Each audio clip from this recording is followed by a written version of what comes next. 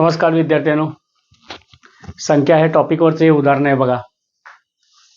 बरंच कन्फ्युजन वाटते पोरांना, पण सोप्या पद्धतीने कसं सोडवायचं बघूया.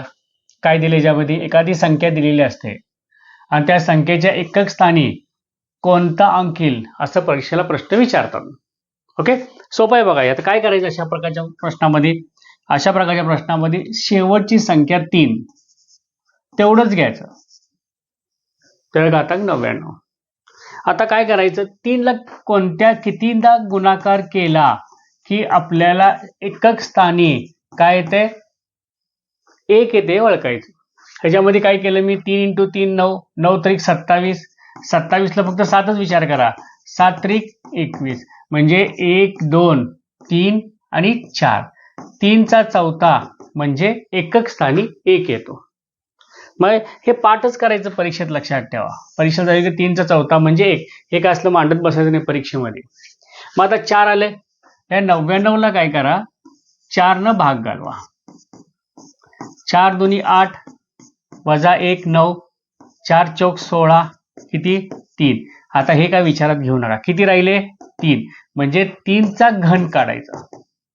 3 चा घन म्हणजे काय, 3 × 3 × 3 किती येते, 3 त्रिक 9, 9 त्रिक 27, शेवटी किती आलं 7. म्हणजे या संख्येच्या एकक स्थानी काय येणार, 7 येणार, लक्षात ठेवा. एकक स्थानी 7. अशा साध्या पद्धतीने परीक्षेमध्ये उदाहरणं सोडवायचं.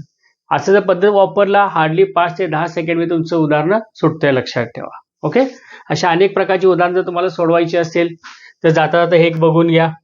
आता आमच्याकडे सध्या काय केलंय, आम्ही विद्यार्थ्यांसाठी मोफत फ्री आम्ही लेक्चर्स ऑर्गनाईज केलेत आमच्या यूट्यूब चॅनलवरती. यूट्यूब चॅनलचं नाव आहे शिवाजी निवड अकॅडमी. जर 2 दिवसाला आम्ही एक पूर्ण 30 ते 35 मिनिटाचं लेक्चर अपलोड करत असतो, जिथं त्यामध्ये आम्ही तुम्हाला बेसिक कन्सेप्ट्स आणि शॉर्टकट ट्रिक्स हे दोन्ही शिकवलं जाते, लक्षात ठेवा. आणि दररोज आमच्या यूट्यूब चॅनलला हे बारके क्लिप्स सुद्धा अपलोड केले जातात, जेणेकरून तुम्हाला दररोज याचा सराव करता येईल. ओके.